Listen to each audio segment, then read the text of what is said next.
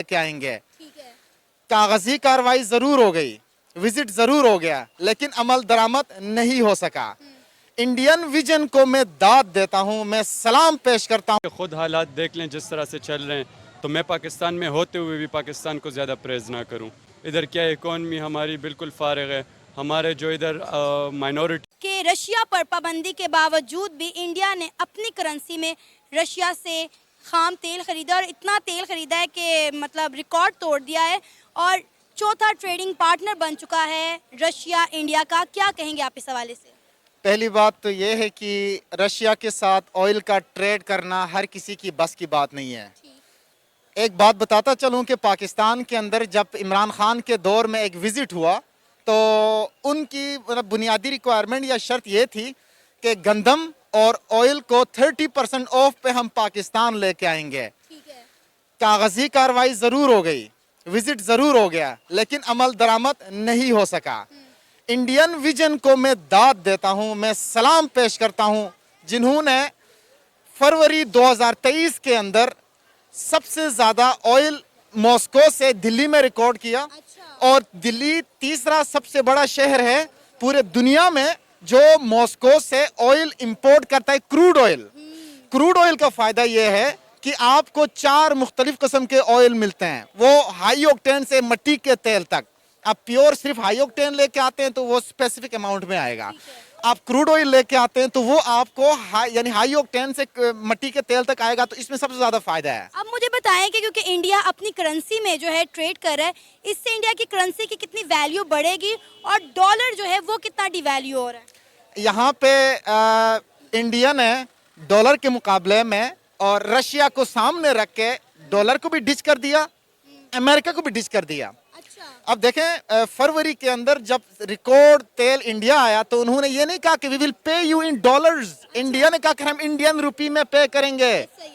तो Indian rupee में इतना पे किया कि इराक और सऊदी अरब ने भी इतना पे नहीं किया जितना इंडिया ने रशिया को पे किया तेल के मुकाबले में। यानी 1 बिलियन इंडियन रुपीस अगर हम काउंट करते हैं तो इसका मतलब यह है कि उसकी वैल्यू आहिस्ता आहिस्ता मार्केट में और नेशनल इंटरनेशनल स्तर पे बढ़ रही है। तो ये इंडिया के लिए एक पॉजिटिव मैसेज है। अब पाकिस्तान की बात करते हैं तो हर आए दिन डॉलर डॉलर डॉलर, भाई डॉलर 300 टप गया है, 300 क्रॉस कर चुका है और हमारी वैल्यू मनी की माइनस कम कम कम कम, डॉलर वो वैल्यू बढ़ता जा रहा है। लेकिन इंडियन रुपी और डॉलर के मुकाबला करें तो वो हेड टू हेड है। अगर पाकिस्तानी 4 रुपए बल्कि 4.25 इंडियन 1 रुपी के इक्वल हैं। क्या इंडियन रुपी आपको डॉलर से ऊपर जाता हुआ दिखाई दे रहा है फ्यूचर में? जिस तरह से ये दूसरे कंट्रीज के साथ बायलैटरल और ट्रायलैटरल रिलेशनशिप्स बिल्ड करने की कोशिश कर रहे हैं, वहां पे इंडियन रुपीस को डॉलर पर फोकियत दी जाए तो डॉलर पर आने वाले वक्तों में हमने भी डॉलर छोड़ के इंडियन रुपी को हमने एक्सेप्ट करना है। मुझे तो ये नजर आ रहा है, जो मेरा पर्सनल पॉइंट ऑफ व्यू है वो ये है कि आने वाले वक्तों में इंडियन रुपीस, क्योंकि हमारे रशिया के साथ ऑलरेडी ताल्लुकात बेहतर हो रहे हैं, इंडिया ऑलरेडी बेहतर कर चुका है, तो ईरान के साथ हमारे मामला समहाउ बेहतर है, इंडिया के हमसे ज़्यादा बेहतर है। अफगानिस्तान के साथ इंडिया के हालात काफ़ी बेहतर हैं, हम बेहतर करने की कोशिश कर रहे हैं। जब बिल्ट इन है तो बीच में जब 3 कंट्रीज यानी लैंडलॉक कंट्रीज के साथ हम अगर बिल्ड हो जाते हैं तो ऑलरेडी वो एक इमेज बना चुके होंगे इंडियन रुपीस को लेके, तो हम भी डॉलर को साइड पे रखेंगे क्योंकि उससे हमें भी नुकसान है। जितना डॉलर बढ़ता जाएगा रुपीस वैल्यू इतनी डी वैल्यू होती जाएगी रुपी की वैल्यू, तो इससे हमें नुकसान है। तो why we are preferring dollar, हम भी कोशिश करें इंडियन रुपी में। मुझे ये बताएं कि हम अपने आपका नाम? मेवन जमान। क्या करते हैं आप? मैं स्टूडेंट हूँ इधर। लाहौर से नहीं लग रहे, कहाँ से जी मैं नौशहरा से।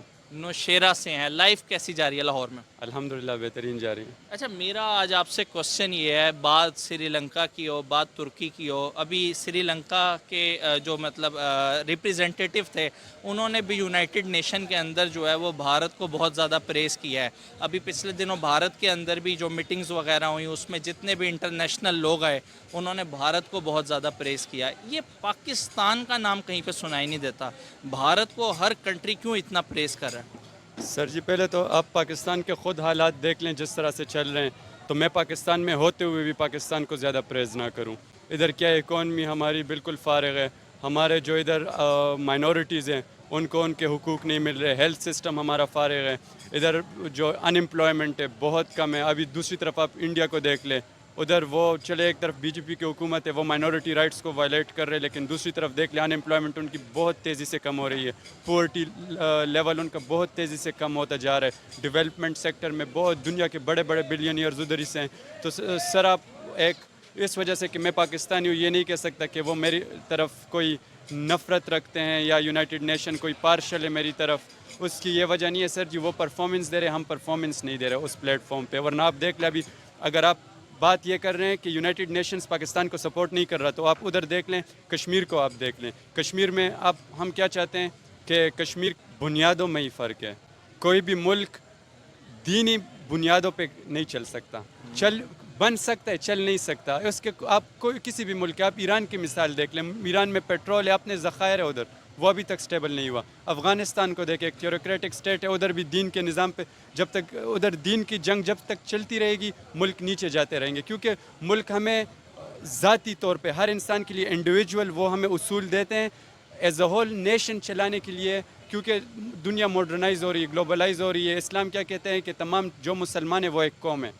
दुनिया आजकल दुनिया का उसूल क्या कह रहे हैं, ग्लोबलाइजेशन, कि हर इंसान दूसरे इंसान के लिए वो है, एक दूसरे के लिए मुफीद साबित हो सकता है। इस्लाम कहती है सिर्फ मुसलमान दूसरे मुसलमान के लिए मुफीद साबित हो सकता है। तो इधर तकरार पैदा हो रही है। इंडिया को दूसरी तरफ देख ले, वो सेकुलर स्टेट है, उनके चाइना के साथ इख्तिलाफात बहुत ज़्यादा, बॉर्डर पे उनके इख्तिलाफात है। जिस तरह हमारे इंडिया के साथ एक ज़मीन पे इख्तिलाफात है, हमारे इंडिया के साथ कोई डिप्लोमेटिक ताल्लुक आजकल नहीं है, कोई इकनॉमिक ताल्लुक, कोई ट्रेड नहीं है। वही इंडिया उसी तरह उनका जो लद्दाख रीजन पे उनके चाइना के साथ भी मसला चल रहा है, लेकिन चाइना में उनके साथ ट्रेड वगैरह इकनॉमिक्स वो सब कुछ एक साइड पे रख लें, क्योंकि इंसानों ने जीना होता है। ज़मीन के लिए लड़ना अलग बात है, आपने अपने लोगों को भी उठाना होता है। तो हमारे मुझे लगता है कि मुल्क के बुनियादों में ही मसला